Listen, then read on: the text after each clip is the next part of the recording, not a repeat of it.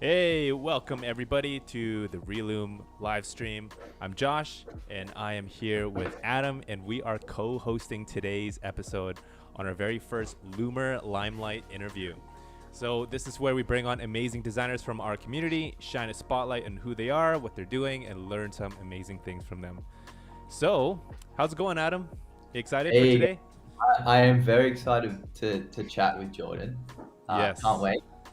All Been right. a big fan of Jordan for some time, so yeah, can't wait to get stuck into learning from him. We were preparing for this stream, and like Jordan is such a legend. He was just like sharing like so many things. So we have so much to unpack. So, all right. So we already revealed our guest, but today's episode is an absolute legend. Our guest, he's not only known in the Webflow world, but also in the Figma community.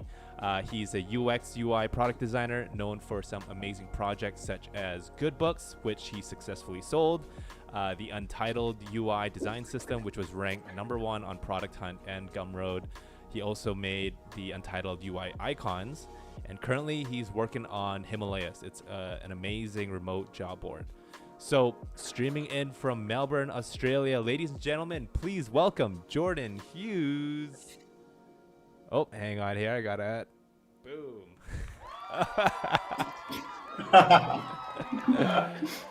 So good. Hi guys. How are you doing, Jordan? I'm good. I'm really Awesome. stoked to be here. Yeah, I'm really excited about this. Yeah, it's good to have you on this side of the stream. Hey, normally you're sharing it in the comments, so really Yeah. excited to have you on. From all sides of the world. Yeah, Yeah, much exactly. to Dan's dismay. Yeah, Adamstown, Australia. Yeah, so Yeah. Jordan's a bit of a troll on our chat. He always says that he's from different parts of the world. What was that? What was that random island that you said you were from? I think Picton Islands. It's like the most Yeah, remote that's place in the right. world. I remember that. I was like, I don't even know where that is. Yeah, But Yeah, there's you idiots Wi-Fi. bought it. Look, hook, line, and hook, line, and sinker as well. I so think good. Josh, you read it out on air. Yeah, Yeah, that's I had no clue. I thought that was a real place, but yeah. Anyway, so today we're going to have a chat with Jordan. We're going to get to know his story, how he got to where he is today. And then near the end of the talk, we are going to talk about his experience building Entitled UI onto the Relume library and how you guys can do something similar on the whole brand new libraries feature that we launched last week. So if you guys haven't gone on to that, I recommend checking it out in Relume Library. It's been game changer. It's been really cool. Some people are already creating like accessibility libraries and things like that. So, and then after that, we're gonna wrap it up with Q&A. So, this time we will be holding off some of the questions until the end. So just be sure to add a giant Q in front of your question, and then I'm able to search it, and we can get to that at the end. So, all right. So before we get ahead with the chat, I want to brag a little bit on Jordan and show off some of his work, which is amazing. So let's there's my notes again. All right. So yeah, this is Jordan's website. So this is Goodbooks. I think this is #1 on Product Hunt, and this is just an amazing collection of books. I don't know, Jordan, if you want to like talk about this real quick, or Adam, you want to like comment on this, but just amazing. Yeah, so this was built in Webflow, right, Jordan? Yeah, this was a project I did to kind of learn how to use Webflow. So all it is just kind of scraping the internet for book recommendations from people I want book recommendations from. Started as like an Airtable sheet, and then people seem to find it interesting and useful, so I built it into a site. When you say Yeah, that you using to learn, is this like the first Webflow project you built? the first real one. Like I find it easier to pick a project if I'm trying to learn a tool. Like if I'm trying to learn Yeah. like After Effects or something, or like apply it to an actual project. Mm-hmm. Yeah. But like I look back at this now, and especially when I look at how I built it, and it's just like a mess. So I kind of wish client first existed back when I was learning, because it would have made things a lot easier. Still beautiful. Yeah. And then we're gonna jump right into Untitled UI again. Like I love the interactions. This is like amazing, so good. So Thank you. I think like all Webflow starts, I went a little bit overboard.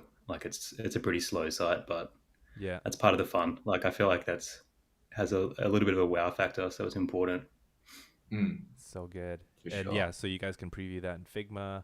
And then we have the Untitled UI icons, which is amazing. I love your post on Twitter. It's always just different variations of the icon usage. I'm really loving this animation of the website. That's really awesome. Yeah, that's sick. Yeah. Thank you.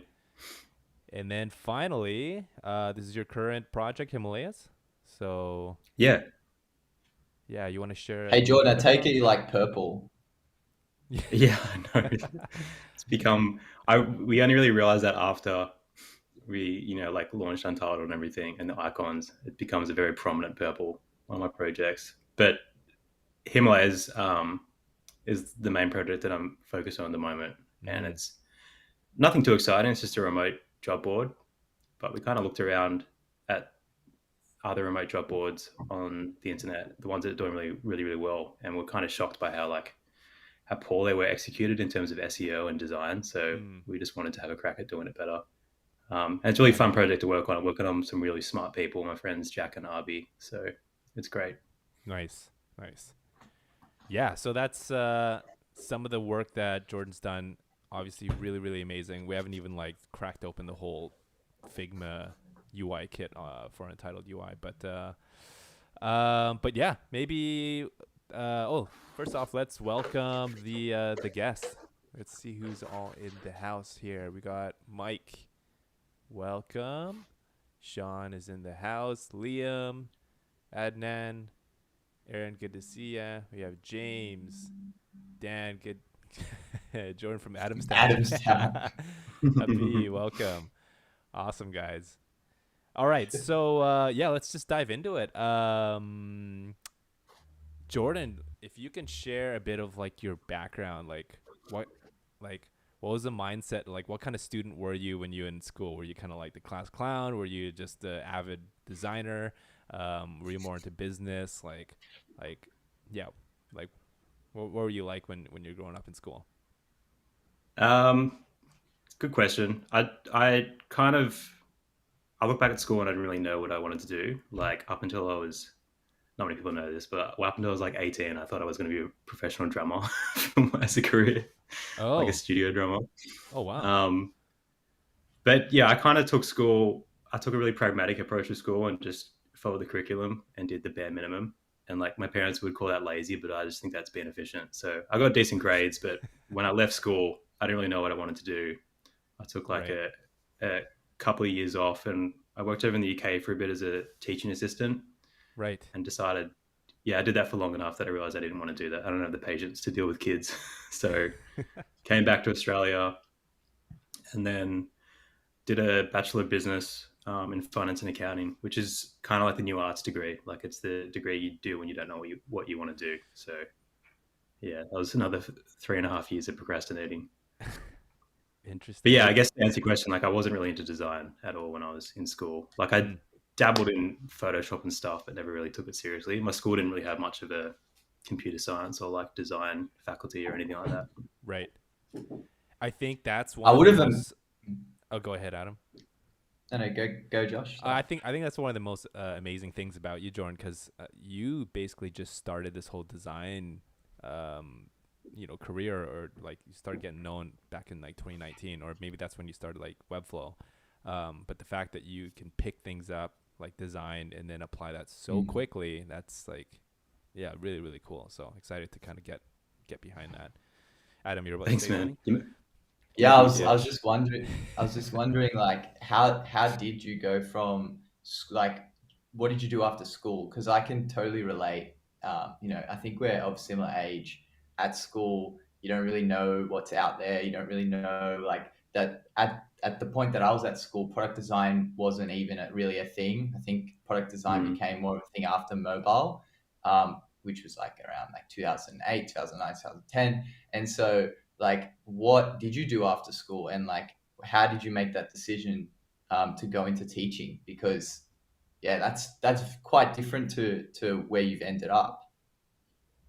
Well, look, I was considering teaching as a career, My mum was a school teacher for like 30 or 40 years and most amazing woman ever. So I had this opportunity to go work at a really like fancy prep school over in the UK, like a Mm. boarding school. And it was half, half work experience, but also half just like taking a year off, trying to figure out what I wanted to do. And like being based in the UK means you can travel a lot. So, Mm-hmm. um, yeah, I feel like it's pretty ridiculous looking back on it that we like lock people into picking a uni degree, like when they're just out of school. Like nobody knows what I Mm. almost swore. Can I swear on this? I don't know. I just won't. Yeah, you Do can. Like, whatever you want. yeah. No one knows what the fuck they're doing, like when they're in high school. Like I look back at me at that age and I was just an idiot. And then to try to like, force people to choose what they want to do for a career. Yeah. And like people get so strung up on that, like once they do like a law degree, they think they have to be a lawyer. But I think like you, Josh, like you switch careers as well, right? And I Yeah. think we all switch careers like many times. And I Mm-hmm. think that's totally fine. I think that kind of generalist approach is really important. As long as you can Mm. upskill and like learn new things, then it's totally fine. I think if you're not happy in a career, you should just change. Like I probably won't be in design forever, to be honest. I'll probably like get super deep into something else and then pursue that, and then end up deciding to switch.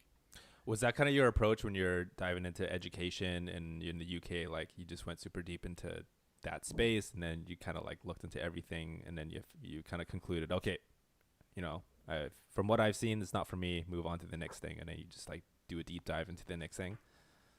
Yeah, exactly. And like the same thing happened when I was at uni. Like I was studying majoring in finance and accounting and hated it. Like I could not imagine myself doing that for another, Who doesn't 4 love years, let alone accounting? another 40 years. I know. Yeah. Ironically, it's like the Wow. only subject I failed at uni was accounting for business decisions A. So yeah, I just didn't want to do Yeah. that. And then at the time I was working in like high-end cocktail bars in Sydney. So Mm-hmm. got into bar management and really loved that. Like I look back on that time and I wanted to get out of that industry because I could see as well that that wasn't like a long-term thing for me. But I look back on that and like restaurant entrepreneurs and career hospo people are like honestly the hardest working, most resilient group I've ever met and ever worked with. Hmm. And it kind of like it's kind of carried with me because you look at how cushy tech can be sometimes and people complain a lot. Yeah, and that kind of really brings things into perspective when you have those kind of like shitty jobs earlier on in your career. Yeah. Yeah. Yeah, for Yeah. sure. Definitely, like you get a good perspective on your like where you currently are and the industry you're currently working in because you know that it's very different outside of that. If you haven't Yeah. experienced it, yeah, Yeah, Add. we've got it pretty good. Like product design is a pretty yeah, cushy job. Mm. yeah. But what I find really interesting about you is that like you started sort of taking the traditional path, and we can get into that like what the next steps were for you. But you've managed to like carve out a pretty uncommon, I guess, lifestyle around your work. And I really find that I find that great because I think you have a lot of time. And like one thing I'm really interested in is you always have an empty calendar. Whenever I ask like, hey, when are you free? You always have an empty calendar, and I don't come across many people with empty calendars that produce a lot of work.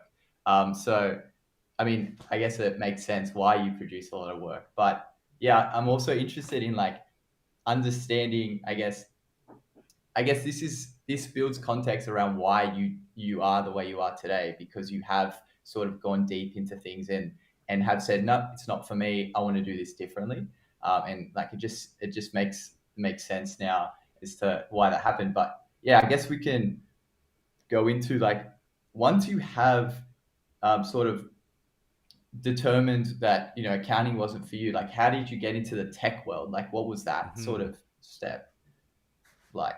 Yeah. So, like, when I decided I wanted to get out of hospital, I didn't really know what I wanted to do. Like, I'd started to be like a little bit interested in design back then. Just I picked up InDesign and Photoshop just to do menus and stuff for restaurants and like help Mm. out my team. Um, and then I met my good friend Arby, who's in the chat now, smartest person I've ever met in my life, and he introduced me. I was thinking about this last night actually. He introduced me to tech and startups, and my first job in startups. There he is. And then I was trying to think back how I got into Figma and Webflow, and Arby introduced me to both of those things.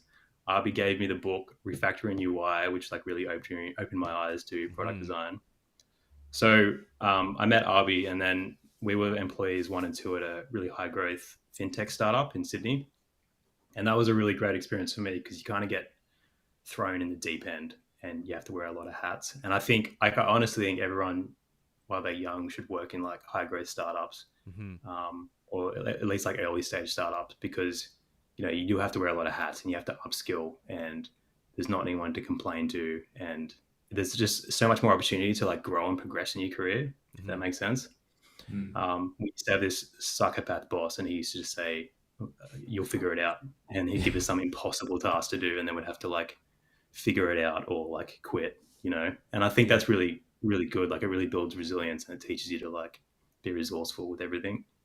Okay, so that was a really great experience. So this is Spaceship, is that right? That startup? Yeah. Okay. Yeah, I didn't want to call any names. I don't know if I'm supposed to do that, but we grew really fast. We did like 100 million assets and a 50,000 strong wait list in like 3 months before we even launched. Did the biggest Series A in Australia. And then from there we grew to like 60 people in the space of like 2 years. But because, I was like so early on there, I was having to do a lot of like ops and like a little bit of finance stuff as well. But then at the same time, I started dabbling in like doing some of the marketing design and that kind of stuff. So it was a really great experience and like a really stressful 2 years, but I definitely learned a lot and met a lot of like really smart people. So I think it was really great for my career. Can you tell me about the environment of that working culture at that startup? Because if you're really thrown in the deep end and like you haven't really had a lot of tech background like prior to that, right? Like for many people, it could be just super intense. They would just burn out. Talk about resilience. Oftentimes, even for me, like I've gone through really hard times to learn resilience. But like, did you get singed? Did like what was that like? Was it encouraging? Was it a good balance of like stress and learning and support? Yeah, I think a bit of stress is always really good. Like, it definitely was stressful. And looking back on it, like the culture was pretty toxic at times, especially early on, as we tried to scale too quickly. But, you make those mistakes, and I think while you're young, you should work those kinds of environments where you have to learn and you have to upskill. Otherwise, like, what's the alternative, right? You like leave and another smart person joins a big 4 bank or like an accounting firm or something, and then before you know it, you're like 40 and you've been working the same job doing the same tasks every day. That's my idea of like my own personal health. So I didn't want to gravitate towards that. Right. Okay, gotcha. Very cool. So then, okay, you've did 2 years into that. You've learned a lot, and then like, how did you move on? Like, what was the next step after that? So I'm like infamously bad at networking. Okay. Just because I'm probably a little bit introverted, but I do see the value in it because I met like a lot of smart people at Spaceship, and after doing like, I was there for like just under 3 years, I think, about 2.5 years, and I read this book called Refactoring UI by Stephen Adam from Tailwind CSS, and that really opened my eyes to like product design. Like I'd been interested in design after doing a little bit more marketing design stuff at Spaceship, just out of necessity because we didn't have one or whatever. So that really opened my eyes to product design, and I decided I wanted to do that as a career. So I decided to just go all in on that, and I just quit my job. And I think that's important. Like once you make a decision to do something, you just commit to it. Otherwise, you just faff around for another couple of years. So I quit my job, and then I was lucky enough that one of the original co-founders of Spaceship was working at another startup, and just because I'd built a good rapport with him, he really took a chance on me. Like his name is Kaushik, greatest boss I've ever had and ever will have. So he really took another chance on me and hired me at this cybersecurity startup, and that was my first foray into like product design. And it was a really great experience because they hadn't had a designer for I think like 18 months or 2 years before me. Oh wow! Okay. As you can imagine, it was absolute chaos. So that's when I really get interested in like, all right, let's take this back to like first principles Right. and like try to start systemizing this and like slowly turning the ship around, page by page. Yeah. And what I mean by turning the ship around, like every page in the app looked like it was from a different application. Mm-hmm. So there was no consistency, there was no system. It was just layers of features on layers of features. Mm-hmm. So that was a really great experience for me. And again, it was like super stressful. Like I had no right to get that job. So I understand that's pretty privileged. Mm-hmm. And I had no idea what I was doing, and I think that's totally fine. Like, I want to preface this whole chat with like, I don't really know what I'm doing. You just kind of figure it out day to day. And then Arby came and joined me at that job as well. So he left Spaceship, and then we got to work together again. So, we've been working together for like, Arby, can you tell in the chat how long it's been? So that kind of, shows that meeting really smart people in your career and actually like sticking with them really pays off in the long term, because we both decided to leave UpGuard and go full-time on Himalayas, so it's all worked out pretty well for us. Okay, really cool. And when was this, Jordan? Like, when did you start working at UpGuard? Like, when did you become a designer, quote unquote? It would have been like the end of 2019, so around like November, I think. Yeah, I think that's what's crazy to me is that like 2019 was like 3 years ago, and the quality of your work now doesn't feel like you've just been designing for 3 years. Like, seriously. So I'm really curious as to like what do you think, like what are some ways to like quickly get good at design, like, or get good at, I guess, anything? Like what are some principles or some traits that you think have helped you get really good at things in a short amount of time? Well, Adam, I'm glad you asked that. This is one of the things we spoke about before, for context for everyone in the chat. So when I was at Spaceship, I read 2 really formative books, and I always recommend those to people as well. And one of them was called Deep Work by this guy named Cal Newport. Actually, all of Cal's books are like really great for career progression. So good. And this was really like big turning point in my career, because coming into this startup environment as like a layman, with like a layman perspective, I kind of saw how, like, as we grew, how distracting it was working in like an office environment, and like everyone has this obsession with meetings. And I think like the ability to work deeply on like one problem and like focus without being interrupted by a million people and Slack and everything is like the most important skill you can learn in like your career. It doesn't matter what you're doing. Like if you're like a chef, or if you're doing product design or an accountant or something, if you can't like sit alone at your desk for like an hour at a time, then you need to get out of that environment, because you're not going to get any like real work done. So that was really eye-opening for me, and that's one of the reasons I gravitated so much towards like remote work, because it forces people to work in more of an async fashion and to actually think about what they want to talk about and like plan meetings. Like nothing would tilt me more than I go to a meeting, there'd be no agenda.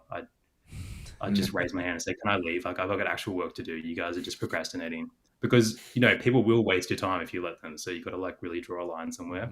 For sure. And that took me a long time to learn. But once you kind of pick up and understand that, and then you see how valuable having uninterrupted time to work, then I implemented like a no meeting policy, no call policy. This kind of is a meeting, so I guess you guys win. Adam tricked me.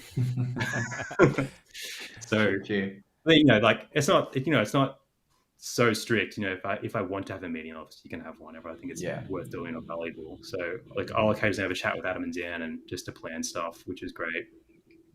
But generally speaking, you probably mean like team meetings, like time. large meetings, right? Like, oh yeah. I saw this firsthand. Like as a startup or any company grows, this meeting culture seeps in, where it's just like you hire more and more people that nobody wants to kind of take responsibility for what needs to be done. So everyone just has all these meetings to plan and procrastinate. And like, there's probably a lot of people listening that think meetings are really valuable for collaboration, and that's fine. Like you can have those opinions. Just know that they're wrong. Like not everyone needs to work that way. And I love it. I only asked you people, if you're gonna like book a meeting with someone, like don't waste their time, please. Like have an agenda, make it as like concise as possible, Right. and then follow up with like some consistent, action points of like what to do. Because Okay. Yeah, there's more to life than just like sitting in meetings all day. Like I want to have more time to finish my work and clock off at 3 p.m. Yeah. Yeah, I love that. I love the emphasis on deep work, and like the wasted time that is in Yeah. meetings. Like people are literally just killing time in meetings, and it's something that we try to do like in our team. Like just prioritize deep work and like prioritize if it's like if we're sharing information, like never share that in a meeting. Like just record a Loom video or like write a Notion doc and share that. Yeah. Like I've noticed you yeah. guys do a lot of Loom videos. That's great. Yeah, Loom's been great for async communication. But then like once you have like too many Looms back and forth, it's like a sign that okay, you probably should just like have a meeting and just like talk about it and collaborate. So I think there's like I think definitely meetings still have their place. It's just prioritizing like the right time to have a meeting and prioritizing deep work Right. makes a lot of sense. That is something I Yeah. actually realized about both, like, coordinating with Relume and meetings. And I think, I don't know whether it's an Australia thing or whatever, it's just you guys, something in the water, but you guys are really effective in conveying information and doing it very concisely and effectively. And it's like, okay, you're very intentional with your time, and it's like, it cuts out so much like fat, and it's awesome. And that's why you guys can produce so much, which is great. So I love that. Yeah, another thing, Jordan, that like we've spoken about before as well, that I think is like a big factor to like why you've become so good, I guess, at what you do in such a short amount of time is that like you mentioned best practices. Can you talk upon that? Like looking at what like the best companies sort of do, and like there's a reason why they're doing it. That's like a best practice, and how like can you elaborate on that whole train of thought? Because I know you have some opinions on that. Yeah. I went on a bit of a tangent before with the meeting stuff. You put me on full tilt. I was going to get to that. So I will preface this with like, I don't really know. I've said this before. I don't really know what I'm doing, and I don't think anyone does in product design. But you just kind of take one problem at a time, and I think that's why I really like product design, because it's just problem solving. It's like, all right, this is what the user needs to do, and you got to help them do that like as efficiently as possible. And when I read Refactoring UI, that was like a real eye opener for me, because I kind of realized that like design isn't that hard. There's like a few simple rules you can follow, and then whatever design problem or UX problem or product problem you've come across, there's been 100 people way smarter than me that have already solved this. Like for most things, there's like a best practice way of doing it. So I really enjoyed that, because like every time I come across a design problem, I'm like, all right, how do I lay out like this form, like in this design, all these buttons, like how should button hierarchy work? I'll just spend like, instead of just jumping straight in and like trying to design something, I'll just like spend 15 minutes researching, what are like the UX best practices to do this, or what are some other really smart companies that have really fantastic design, like how do they approach this problem? And then once I kind of wrap my head around like, all right, this is the best way to do it, and then just do it that way and then move on. Like don't try to reinvent the wheel every time. And this is something I spoke to Adam about this as well. Like this is something I saw coming into product design as like a dumb bar manager. Like there's a lot of, I don't know if it's like an ego thing or,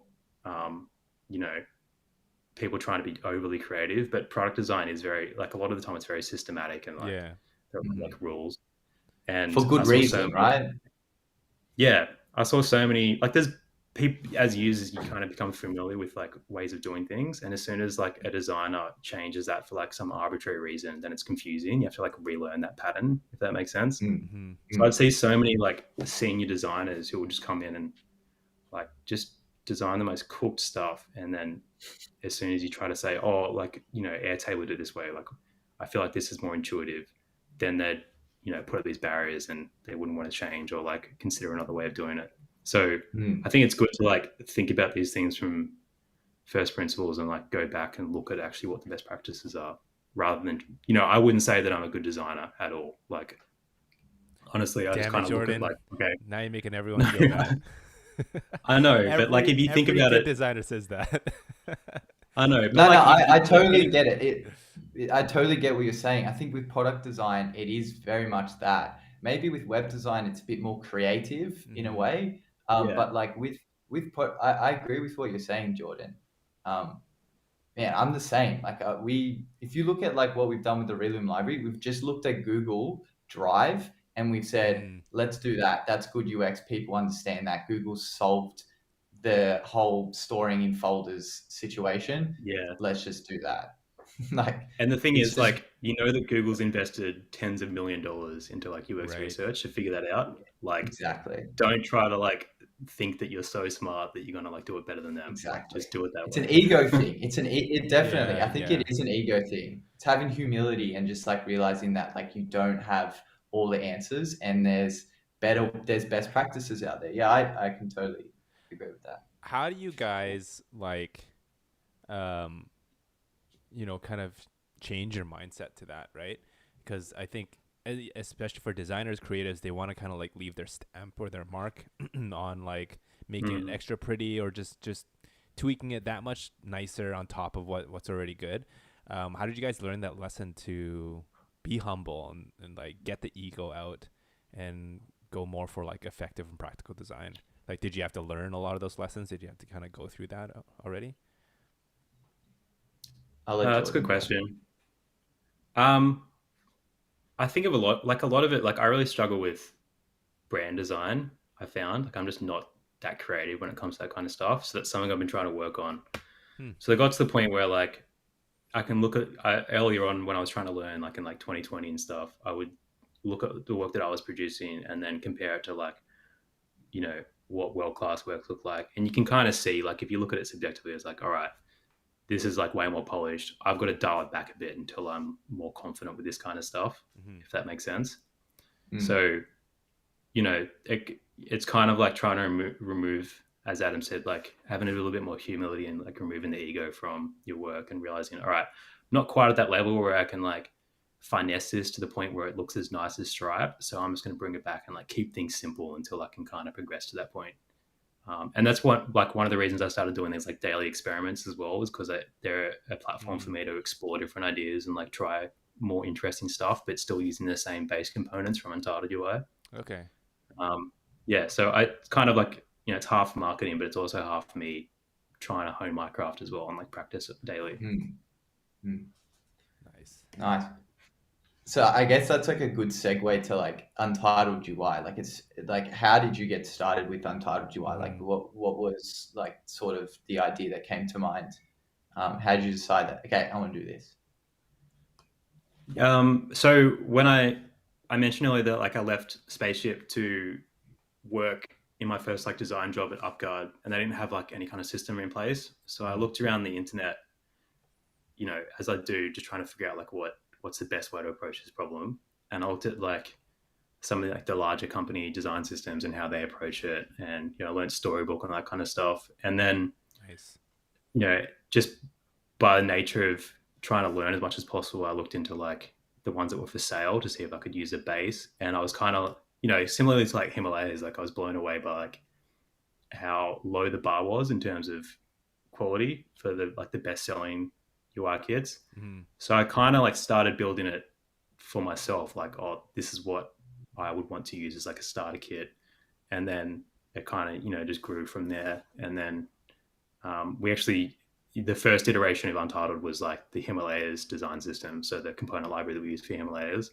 And then it just kind of grew on from that and decided to sell it. And, I will say like I was really blown away by how well it was received. Like I'm still surprised how well it went. So that's really great. Like sometimes you just don't really know, but I think a good way to think about side projects is like look at other projects that are already obviously really successful and try to look for opportunities where like that you could do a little bit better or like at Mm-hmm. least have a decent crack at it. Because it's great to go for like moonshot ideas and like raise heaps of money and stuff if you want to do that, but there aren't really many original ideas these days. So I really like approaching side project ideas that this already exists. It's a really great idea. I think I could do it like at least 2x better than what's already in the market, if that makes sense. Right. Yeah, that's great. Plus scratch your own itch, right? Because like you needed Yeah, something like this. So exactly. okay, Yeah. yeah. Yeah. And So like that's it is has to that be something you're interested in as well. Otherwise you'll just burn out and lose interest in it. yeah, right. Mm. I know the answer to this question, but I know you've had projects where you've sort of just gotten over it, right? Is that sort of something that like you constantly think about, like, okay, I just really need to be like interested in and do this. Like I can see myself doing this sort of like long term. Is that like a part of your decisions? Yeah. And like this is pretty pragmatic as well, but you also have to consider like whether it's financially viable to do it long term. Like Mm. Goodbooks was a little bit of both. So I, it was a huge amount of effort to like put that together. But as soon as I launched it and it was like well received and everything, I kind of like instantly lost interest in it.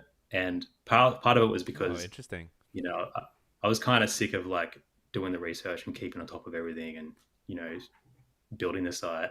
Mm-hmm. But while it made a little bit of money, it wasn't financially viable enough for me to like do it full time. So you kind of have to like, you know, separate yourself from that and try to think through, is this, know when to call it quits, I guess I should say. It's like, Mm. all right, I don't think this is worth my time to invest into this because it did take up a lot of my time. It's like, Right. I'm going to focus on other projects instead. Gotcha. So when you built Untitled UI, were you still working full time at somewhere else, or and you did this on the Yeah. side? Yeah. Yeah, actually, that's a really good question That's because nuts. I get a lot of people ask this as well, like because I left UpGuard and then Mm. it's, you know, Untitled UI launched and then Himalayas. I was working Himalayas full time as well. Himalayas had already launched, but that was purely coincidence. Like I was working on Untitled, you know, in my spare time and mostly in the mornings before I started my full time job. Wow. And I Okay. think that's really important for people to do, is like to validate ideas like why you're working full time, because you're still learning in your job. But Right. then if you know, there's kind of two ways you can approach it. Like if you have some spare time in your life, if you're like fortunate enough to have some spare hours to work on side projects, Mm-hmm. I think a trap a lot of designers fall into is, you know, they'll become a senior designer and they think that they have to contract, you know, take on lucrative side contracts or like freelance work as the next Mm-hmm. step in their career. And like I dabbled in that at a few like really shitty freelance clients in a row, and I just decided it wasn't for me. And I think that's totally fine. Like Mm-hmm. freelance work isn't for everyone. I just felt like I had multiple bosses, and it was Mm-hmm. really stressful, you know. And I made the decision like that time and that stress is better invested in building side projects that could potentially like supplement my income without having to trade my time for it. Mm-hmm. So yeah, if you're interested in like building side projects, like just actually just start doing it on the side, and then if it looks like it's going to become financially viable or you want to take a break from work, then you Mm-hmm. can like leave your job at that point. But don't just like throw everything in and then quit your job, because then you Right. have a limited runway and it's just not the most practical way to do it, because, you know, a lot of the time it doesn't work out. Right. I'm really hearing that you value time a lot, and like when you take on new projects, or like let's say you're trying on something new or taking on freelancing or whatnot, like how do you kind of approach things when you're like let's say you're gonna build Untitled UI, like how do you know how much time to give it before you let it go and drop it or continue on? Like is there a way you kind of gauge it, or is that just kind of like gut feel? Because yeah, you seem to really approach things with like all or nothing. I'm gonna like allot X amount of months or whatever time for this, give it all I got, and then if it doesn't work out, then I'll just move on. So how do you kind of like discern that? I like to see things through to completion. So I Mm. didn't expect Untitled UI to take so long to build, but, Okay. you know, it kind of just got out of hand. And then I was like, all right, I have this philosophy where if you're going to do something, like do it properly. There's Mm-hmm. no point. I mentioned earlier that like I wanted to make Untitled UI like 2 times better than anything else that existed. And I think if you're going to do a side project, you have to do it properly. Like I've seen so many projects launch because, you know, people get sick of working on it, and then Mm-hmm. it doesn't make a splash because it's not as good as like the competition, and then they wonder why it's not taking off like they expected it to, and then they lose interest in it, and then you've just wasted all your time. So, if I start something, I'll just kind of systematically just chip away in it, even if it takes like twice as long than I expected. Right. Maybe it's a bit of like sunk cost fallacy, but I like to see things through to the end, and like at the same time, I'm not going to release it unless I'm confident that like it's ready. Otherwise, I'm just risking it failing, if that makes sense. And I know that, like, if I'm working on something again, I start to realize that this isn't going to work, then that's totally fine as well. Like, I've had those projects, but I try to make that decision as early as possible, so I don't like invest too much time into it. Gotcha. This is a nice plug for you to kind of sell Untitled UI for those who haven't used it. Like, what makes it 2 times better than all the other ones? Like, because there are so many, there are tons of like UI kits on Figma. Like, what are like the what are the things that make it separated from all the others? Well, it's funny you ask that, because since I launched it, some other ones have launched, and I think some of them are great. Like, there's one that I really love called Dizzy Design, by this guy named Yon. Apologies if I'm pronouncing his name wrong. This French designer, I believe. And I think competition's great, but when I was building Untitled, I kind of looked at what existed in the market, and they're all just like, they're either like built really poorly in Figma. Like, when I was learning Figma, when I was getting into product design, I wanted to learn like best practices. So like making sure I, organize the file really well, and using auto layout and using variances as efficiently as possible. So when I looked at like the existing ones in the market, they weren't really like well organized, and they also lacked in scale as well. Like, scale is important, but it also has to be like quality at the same time. And once you have those two together, it's really hard to compete against. And because, it took so long to build, it also creates like a bit of like a moat around your side purchase as well, because it's such a huge monumental amount of work for someone to like compete against. Like, if someone wants to build a UI kit at this scale, like it will be like several months commitment, like at least. I forgot the question. What was the question? Oh, like what makes it unique? What makes it stand out? This is a lot. I'm looking at this, and every component library has purple. Like, I reckon it's the purple. It's got to be the purple. Yeah, it's 100% the purple. But I mean, like, there's a lot of button variations here, and like, I do appreciate that I've probably gone overboard with it, and like I feel really awkward selling it, because I recognize that I still have a lot of work to do on it. I just need to like allocate the time. Yeah. But I think with all things, like with the Goodbooks project, for example, I just tend to go overboard on things and like try to pile in as much as possible. But my intention for this was like for people to use it as a base for their own like design system, or like company design system. Right. And then go through and like review everything and be like, all right, I don't need this many button variants. I'll delete them all. And I'll keep like these couple, or I don't need this entire component, so I'll just delete it. And then that becomes like a head start for them, if that makes sense. And I probably haven't communicated that well enough in my marketing and the messaging, but that was my intention, because I was building this, for us to use at Himalayas, and I wanted to like give us a really good head start. Yeah. Awesome. And it was what I was trying to build at UpGuard as well, but things got a little bit sidetracked there. Jordan, you have really high standards, like really high standards for your work. And I can just tell, like, even you saying that, you already know there's like room for improvement. It just comes out. I know when we were collaborating on the Webflow components, like you just took it to like another level of like quality. And yeah, it's just something I've observed, and it comes through. Like, look at that. The quality really does come through. Yeah, there's quantity, but like you've really thought about this, and like I've used the Untitled UI a lot, and like there's barely any errors on it. I don't know how you've managed to like not even have many typos.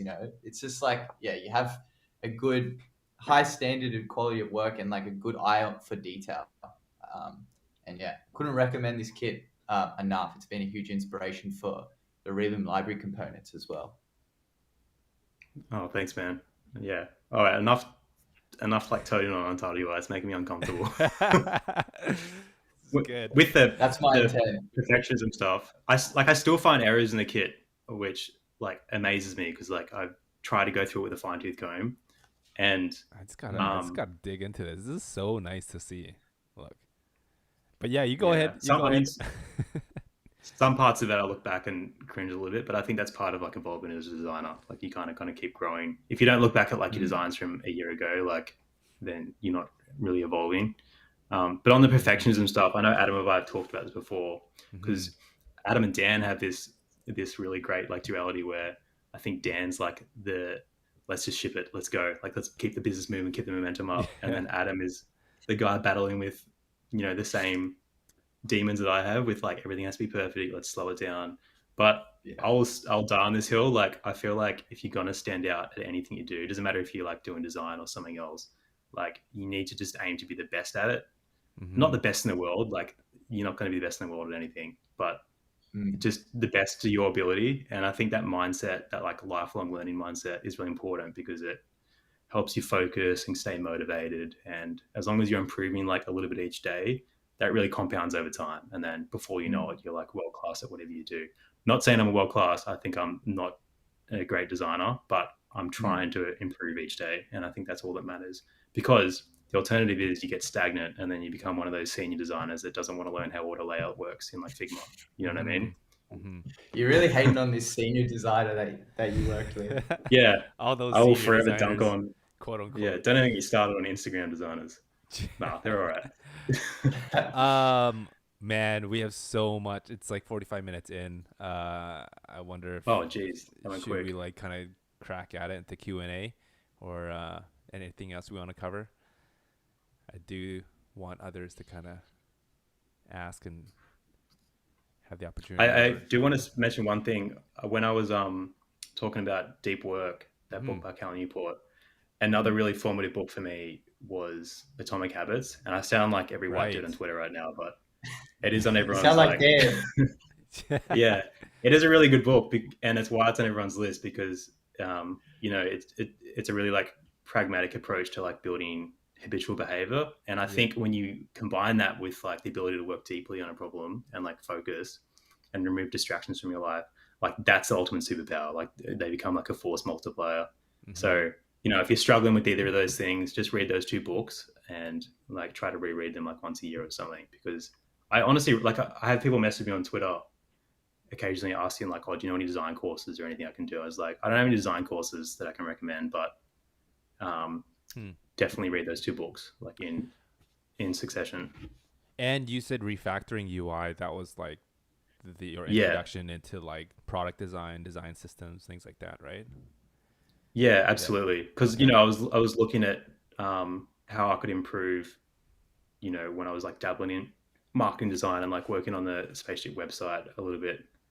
I wanted to know how I could improve it, and like coming from like the outside, I didn't really know all those principles and stuff. So that was a really good, because it is actually written for developers. I learned later on, it was written by a designer developer duo, Adam and Steve from Tailwind CSS, but their intention for it was like to teach developers how to learn design and be better at design. And I think just because it was written that way, it's a really great like introduction to like being better at UI design.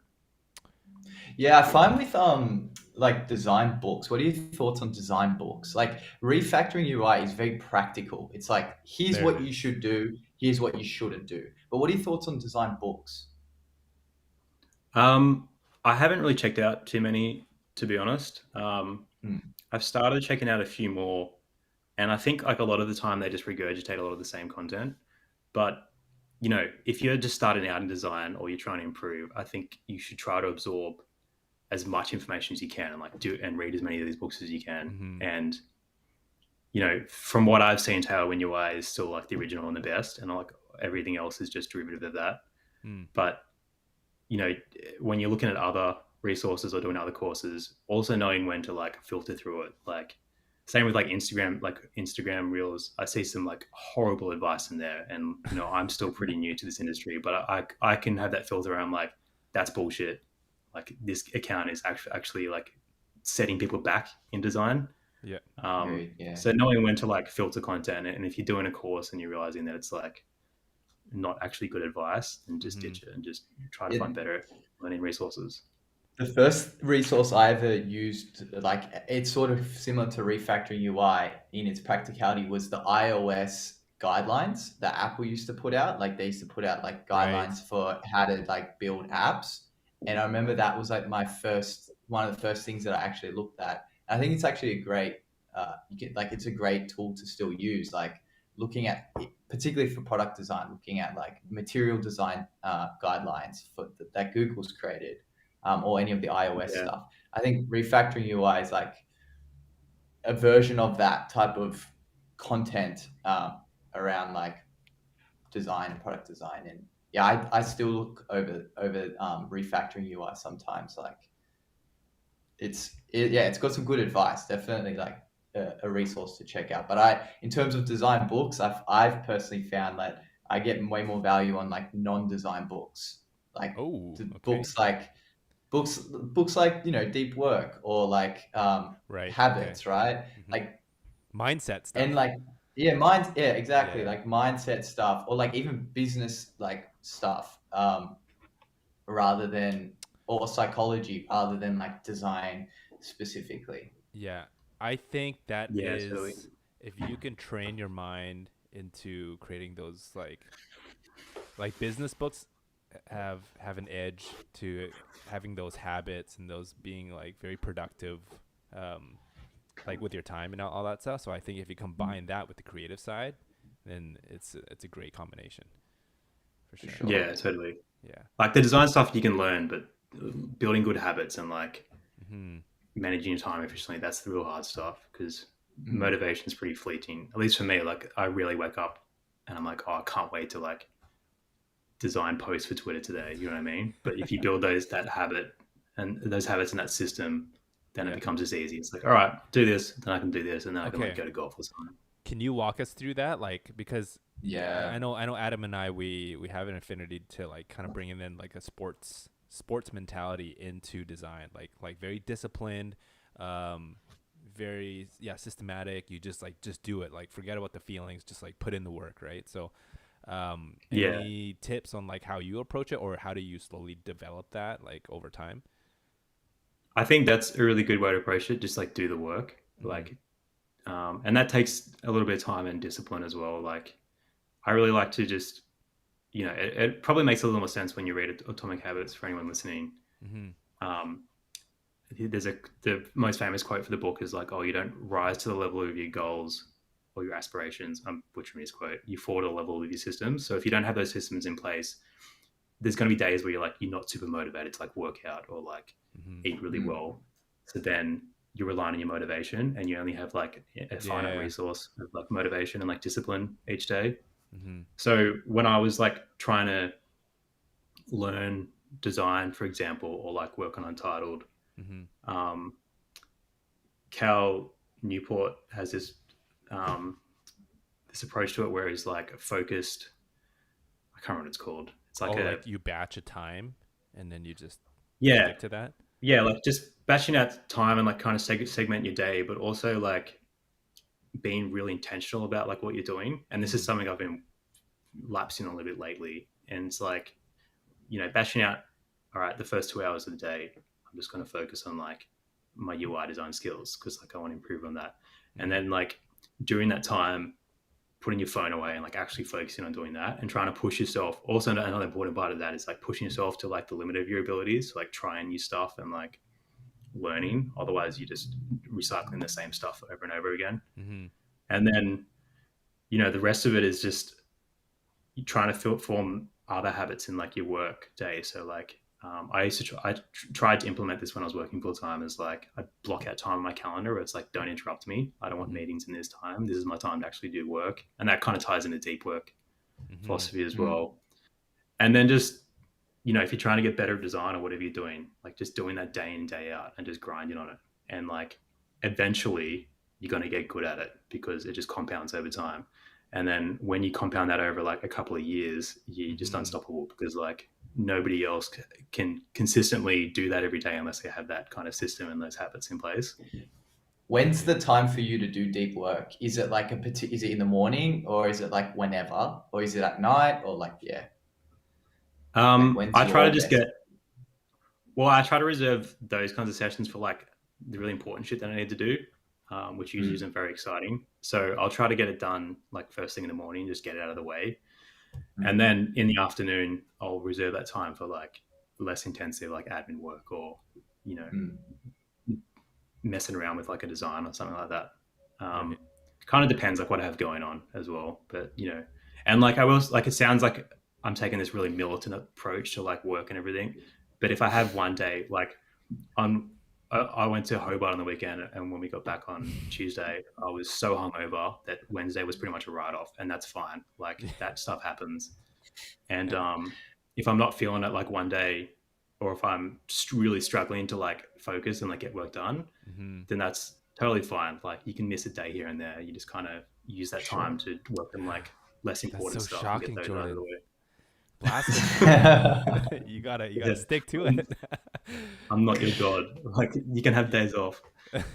Yeah, for sure. I think it's important. Like, we're human beings, we're not robots, and especially in the creative space, you have to give yourself that time to recover if you're not feeling it, because you need to be in a right headspace to like to flow into the creative space, right? Yeah, exactly. Yeah. Okay, guys, it's like so close to the end of the hour, so let's just like jump into all these questions.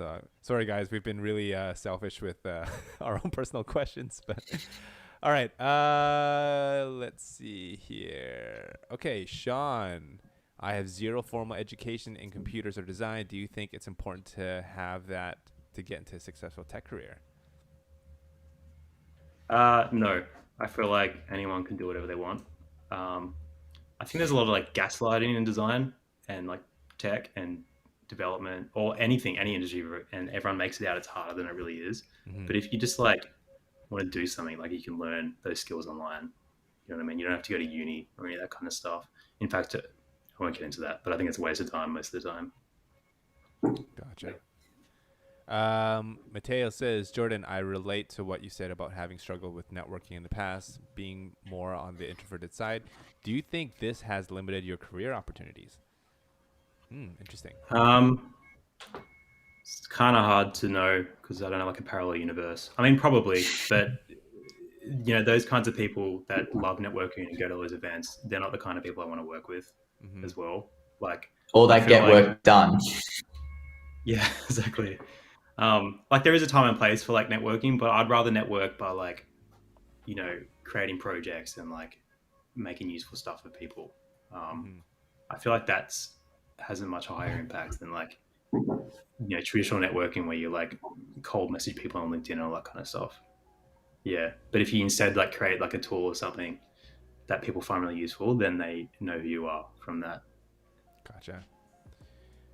Yeah, because you have quite the Twitter following, so like your network is quite big, right? I know you say you don't have a big Twitter following, but to the average person, you've built up, like, people know of you and of your work. So it just shows that like your angle has been like, do the work and let the work speak for itself, sort of thing, rather than like. Yeah, exactly. Yeah. Love it. Yeah, I think that's a good way to think about it. Gareth says, do you have any specific exercises, methods for practicing UI design that worked well for you when you started designing? That's a really good question. Like those habits and things like that. Yeah, I mean, I'll say it again. Like, I don't think I'm a great designer, but what I found really helped for me was like actually picking out a real project, and then that comes with itself like a million little problems, and then you just solve them like one by one. And it kind of can be hard when you're starting out in design to like know what to work on and everything. So just, yeah, I mean, if you have an idea for a project in mind, then that's a great way to learn and like look at how other people approach the same problems and just learn incrementally like that. I mean, you could try to take a similar approach with like my daily posts as well, and try to do a post every day. Like, there's that 100-day UI challenge that could be a good thing for people to do. But yeah, I don't really know. That wasn't a very good answer. I'm Yeah, sorry, has Gareth. that helped you, Dan? Has that helped you like sort of like practice like doing that like daily? Because you do the daily thing, right? Are you finding that you're getting some reps in and you're improving through that? Because I'd imagine you would be, right? Yeah, I mean, I definitely prefer the work that I produce later on, but contrary to what my Twitter looks like, I don't do these daily. Like I batch them together, and I'll do like Yeah, 10 in one day. systems. Yeah, there you go. Yeah, systems, baby. But it definitely does help. Like anything, like it just comes in reps. Like you're not going to get really good at something. So like some of the stuff, the more recent stuff that I'm doing, I can kind of see, you kind of have these like little leaps in your like your skills where you're like, oh shit, that actually looks really nice, and that was really easy for me to do. And it can be kind of hard to work sometimes between those leaps because it feels like you're not getting anywhere, but you are learning like all the time. Gotcha. Guys, we're Put just in gonna work. we're gonna go a little overtime because we got a lot of good questions, and if you guys want to leave, thanks for joining us, but stick around. Okay, we got this interesting man here, Dan. How many good to see you, man. How many side projects do you think people can do at once, or is it one at a time? What's your personal take on it? That's a good question. It kind of depends how bandwidth constrained you are. Like if you work on a project that doesn't require much time, like Untitled UI, then you have capacity to like work on other projects. Yeah, I really like picking projects though that don't require my time. Like, that's my number one focus of late, is like separating my time from my income. Like I don't want to work on a project that I have to like, keep working on. Like Goodbooks, for example, like that took up a lot of my time, and for not a whole lot of like reward. So I think it kind of just comes like contextually whether you can take on more work or not. Like if you're working full time, you can probably only manage one. Let's see. Mateo, taking the high quality work approach for larger side projects that will take a long time to build, like Untitled UI. Do you validate the concept or product before pouring all your time into it? Yeah, that's a good question. Good question. Yeah, that is a good question. So I reckon the whole like minimal viable product MVP and like lean startup approach that was really popular in startups is like complete bullshit. Like it might have worked 10 years ago. And so for anyone that doesn't know what that is, it's like, all right, let's get like the smallest minimal viable product that we can done and then release it to the market and then test with users and everything. This goes against like every Instagram UX guru's advice, but I honestly feel like if you're going to do something like Untitled UI, for example, so I'm ranting a little bit here, but it was already validated. Like I knew that I needed this problem. That's enough validation for me. These solutions already exist in the market and they're obviously really successful. That's like validation again. And there are thousands of like Figma designers and like design system builders and people that use UI kits around the world, not just in Figma, but for other platforms as well. So picking unoriginal ideas like that really helps because you know that it's already like a good idea. Right. If you're going to go for something like that's, more of like an untested idea, then I probably can't really speak to that because I haven't really done that before. I would say the lean startup is for validating like fresh ideas that you want to try to validate, right? Like to see if it works. But like yourself, if it's already validated, then it's good. And on that point, like with the MVP approach, I should elaborate on that a little bit. Like if you're doing an idea that has already been validated, like it's already a successful product in the market, there's already like companies doing it, then if you do an MVP approach, it's not going to be successful because you'll have like launch. Yeah, already been done. Customers aren't stupid. Like we have this internet now where you can like look up competitors and they'll compare your product to someone else's. They won't be impressed with yours and they'll never consider you ever again. And you only have one shot at doing that. So, trying to that's a good point. Yeah. So that's a good point. Like the competition, like if it's not a relatively new idea and there's like a lot of competition, then it's like way harder to the make MVP. splash. Yeah, exactly. You go for like, I want to make this like 2 times better than what's already out there, and therefore I'm going to spend more time in perfecting it. But like when it's like literally like speed to market, like we take a very MVP approach to the Relume library, component library thing, because there's nothing like that out there. So we just want to get it out there and learn and shape it. I think I am like a believer in like the lean startup, but I think I agree that like for your approach, it's not necessary. I think it's for each project, but I really like hearing your perspective on it. It's super refreshing because, lean startups just being like ingrained in me. So like when I hear your perspective, I'm like, yeah, that actually does make a lot of sense, like what you're saying. And there's other ways. Yeah, the stakes are a lot lower with like projects that I work on as well because they're a lot smaller. Like I don't have to hire heaps of people. Yeah, I don't know. Maybe I don't know what I'm talking about, but that's what I've observed at the time. It totally makes sense, man. Gotcha. I see so many like startups launch and then they don't make a big enough splash and they wonder why it's not successful. Right. Yeah. Yeah, that's a good point. And there's a lot of startups out there and they just fizzle out after a few years. Okay, Aaron asks, your daily Twitter posts using your own products seem like an insanely effective marketing tactic. How has that helped you build momentum with Untitled? It's a really good question. I saw the other day someone else has started doing that, which is cool, like another UI kit. But I think that like the only long-term, this is something I learned from Arby, like the only good long-term sustainable like growth tactic is SEO. Like the majority of traffic to untitledui.com comes from SEO, and people get so hung up on like Twitter and Instagram, and like I think they're great. Like it's a good marketing tactic to kind of show how Untitled UI can be used, but don't think that that's like driving a huge amount of traffic because it's not. Like most of the posts barely make a splash, and social media has such a short like half-life. Then I'll get like likes on one of my Twitter posts, and then the next day it's no traffic at all from that post. And I think a lot of like Instagram designers with like 100,000 followers are starting to realize that when they start launching products, and they wonder why it's like not converting to sales as much because they're not really investing into like SEO as like the foundations of their growth.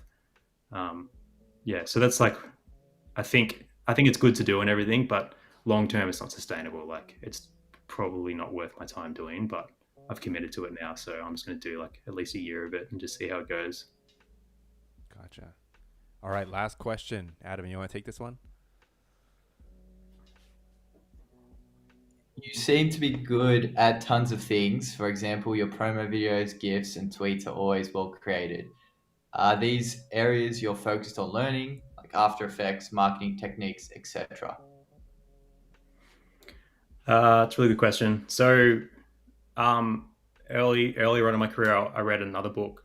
Well, there's two actually. There's another Cal Newport book called So Good They Can't Ignore You, and Range by David Epstein. And these two books are about how a generalist approach in your career is going to be like way better long term. And I feel like a lot of people like get too hung up on like their title and then don't want to learn. Like a UI designer be like, I don't need to learn After Effects or anything like that. But then when I was like building Untitled or working on like marketing design stuff at Spaceship, I was like, you kind of realize this would be really handy to know how to do, so I'm just going to learn it. And it sucks, but like you just got to put the hours in and like learn it. And I learned like just enough to be able to like produce those videos and then move on, and that becomes like a really valuable asset in like my toolkit. So when I wanted to do the video for Untitled, I kind of had those skills in my back pocket, and I didn't have to pay a video editor or whatever they're called, an animator, like 15 grand to do the video. And those kinds of like that wide range of skills is like what sets you apart in your career as well, because as you start to bundle them together, like once you learn SEO or like marketing stuff as well, even though it might not directly relate to your job at the moment, it's going to come in handy like eventually. Yeah. 100%. Have you read any of Charlie Munger's stuff? Like the Charlie Munger Almanac? Because he talks about like being a generalist and how that's actually makes you better at like your specific skill that you are trying to get good at, because you have like multiple perspectives on like the problem you're trying to solve. It's very related. So good. We should have another stream just on like books, like business. Good books. Good books. There you go. Part 2. Yeah, that's awesome. Do you still play drums? I wish. So I live in an apartment. I don't know if you can see in here in Melbourne. So it's a little hard here. I did have an electric kit for a while when I was in Sydney, but it's just Nice. not the same. My dream is to like move out somewhere rural where I can have like a shed and an actual like full dream acoustic setup. Nice. But no, I gave up on that dream. Got to know when to like call your side projects. Yeah, that's great. I am also a drummer, so I can Oh, awesome. appreciate it. Yeah, yeah, you got good rhythm. Um, all right. I think Jordan, I'd like to know like what your plan is for like, mate. I know you don't. I feel like you're not the type of guy that plans too far ahead. But like, what's the plan for? I guess the next, I don't know, 6 to 12 months for like Untitled UI, like the Mhm. Webflow components. Like, what are you planning on doing, and where are you planning on spending your time? I don't really know. I mean, I'll definitely build out the Webflow component library a little more because the Webflow component library is great, but it does take a lot longer than like Figma components. Like you can whip those up really quickly, as Adam would know. So that'll take some time. And then I have another project that I've started dabbling in, kind of related to Untitled UI. So I'll probably be spending a lot of my time on that as well. And then with Himalayas, we have like job seeker profiles that are coming out really soon. So we're working on that at the moment, which I'm really excited about. So if you haven't signed up, you can sign up to like the waitlist for that as well Nice. and get like your first name, username. Yeah, but I mean, I don't really know. I kind of just take it day by day, and if something is looking like it's worth pursuing further, then I'll just like go down that rabbit hole a little bit more. Awesome. Very interesting. Okay, one last thing. For those who want to kind of create components on the Relume library, can you share kind of like lessons you've learned, even just your process of doing that and putting up the whole Untitled UI onto the new libraries feature? Yeah. So Adam was a really huge help. Like I can't thank Adam enough for his help with building the library. Like he did a lot of the heavy lifting. And when I built the last Webflow project I did was actually untitledui.com, and that was I think I finished that like around the same time that Client First was released. So I had to kind of learn Client First as part of this as well, which is really great. Like it instantly made sense to me, and I wish I had it. I wish it existed early on. Like the F and Suite guys are doing amazing things. If you haven't, I'm sure I assume everyone that's watching this uses F and Suite because they use Relume. But yeah, it was really great. I think like if someone else is building a component library, we spoke about this a little bit the other day. I think the most important thing is like quality over quantity. So if you go in like the Figma community these days, it's all just rubbish. Like it's so hard to find like good assets in there, and I would hate to see that happen to like anyone else's component library. Right. And then I was really blown away by like when I was exploring Relume, all your uncommon components, like really advanced stuff like filters and like interesting stuff like that. Mm-hmm. Like the Untitled UI library is pretty boring just by design. Like it was kind of designed that way to be neutral and like really simple components. So I think if someone wanted to do like a component library in Relume, that if you did some really interesting, like whack, crazy components that are hard to build, that would straight away stand out. Like that would be a really great addition. Good point. Nice. Yeah, I definitely agree with that. The uncommon components have been pretty popular, and it like just goes to show like it go quality over quantity for sure, like for sure. And I think there's going to be some more community component libraries coming. I think that are going to like take that approach of like the uncommon components. I know a few creators that are talking about or like building it right now. So very excited to see how others go about creating their own component libraries.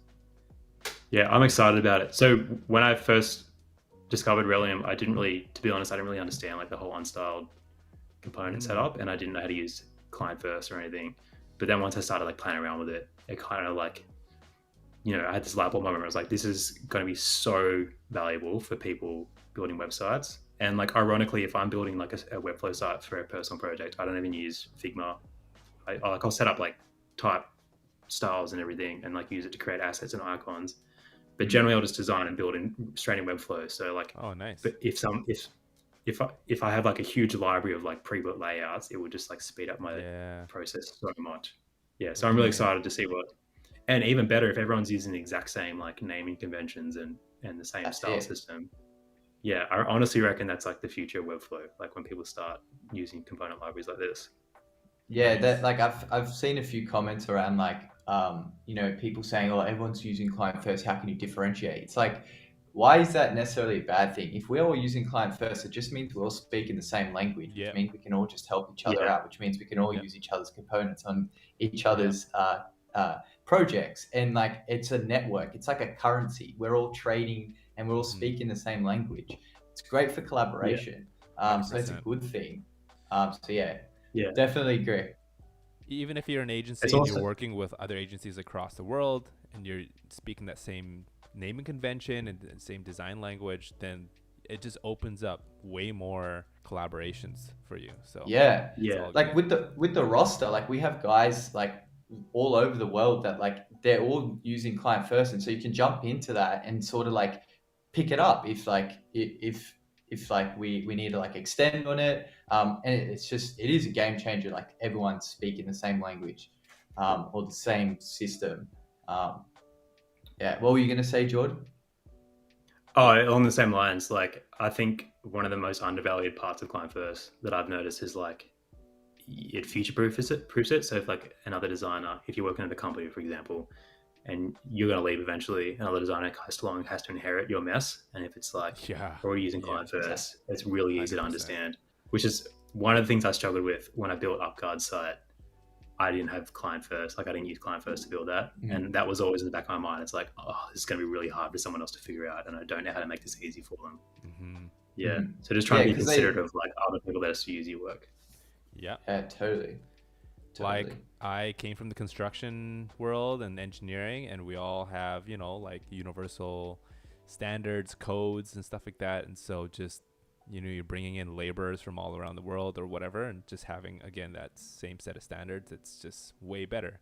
And that's, yeah, like Tony said, it's like, say musicians all use the same 12 notes. So there's like infinite possibilities, infinite ways to collaborate and to build more amazing stuff. And that at the end of the day, that's what it's all about. So Yeah. all right, guys. Well, thank you. We're going to wrap it up. This is the longest stream we've had. Jordan, thank you so much for your generosity, just contributing to the whole community. Thank you for your time. Thanks for sharing your story. Maybe, Yeah. Jordan, Adam, you Thanks guys for want to coming on, man. anything you want to summarize I and wrap appreciate you up? having me. What are we gaining from today's stream? Just learn how to focus and like work deeply. It's like more valuable than any design skill you can learn. Mm-hmm. But yeah, I do want to say like I really appreciate you guys hosting these. I know how much work's involved in like putting this stuff together.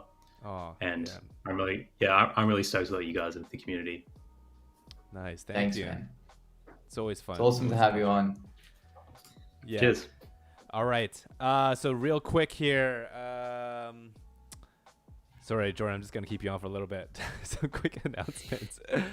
Reach out to us on Slack if you'd like to share your work in the future, like your process, so we can feature you on future streams. Next week, we are going to have a live build demo by the one and only Adam. So that's going to be really fun. We're